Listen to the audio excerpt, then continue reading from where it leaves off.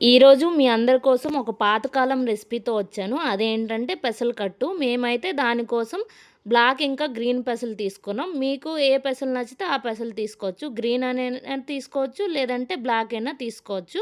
అది ఒక 5 మినిట్స్ ప్యాన్‌లో వేసుకొని ఫ్రై చేసుకున్న తర్వాత 2-3 టైమ్స్ వాష్ చేసుకొని మనం కుక్ చేసుకోవాలి. ఒక 2-3 విజిల్స్ వచ్చేంత వరకు.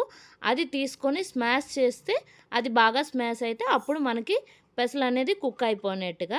దాని తర్వాత మనం ఒక ప్యాన్ తీసుకొని దాంట్లో 2-3 స్పూన్స్ ఆయిల్ వేసుకొని గార్లిక్, కరివేపాకు, ఆవాలు, చిన్న ఉల్లిపాయలు వేసుకొని బాగా ఫ్రై చేసుకోవాలి.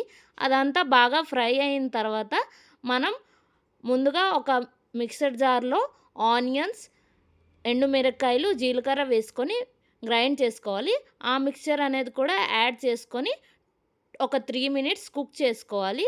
అది కుక్ అయిన తర్వాత 2-3 గ్లాసెస్ ఆఫ్ వాటర్ వేసుకొని అది బాయిల్ అవ్వనివ్వాలి.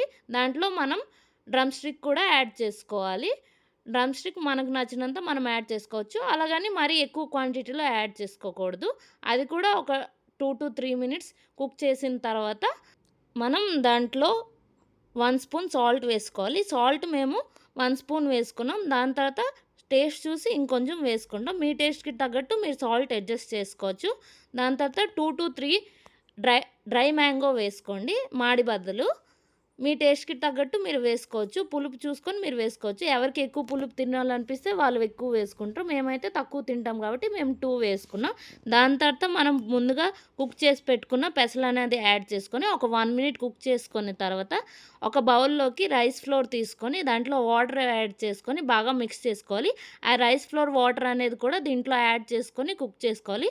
ఇదెందుకంటే థిక్‌నెస్ కోసమని ఇది యాడ్ చేసుకోవాలి. అప్పుడే ఆ కట్ అనేది థిక్‌గా ఉంటుంది. ఇది స్కిప్ చేస్తే అవ్వదు. అదే ఒక 1 మినిట్ కుక్ చేసుకున్న తర్వాత మనం స్టవ్ ఆఫ్ చేసుకోవచ్చు. వేడి వేడి అన్నంలో సర్వ్ చేసుకొని తింటే చాలా బావుంటుంది. ఇది అప్పడంతో తింటే ఇంకా బావుంటుంది. ఇలాంటి రెసిపీస్ మన ఛానల్‌లో ఇంకా ఉన్నాయి. ఒకసారి చెక్ చేయండి.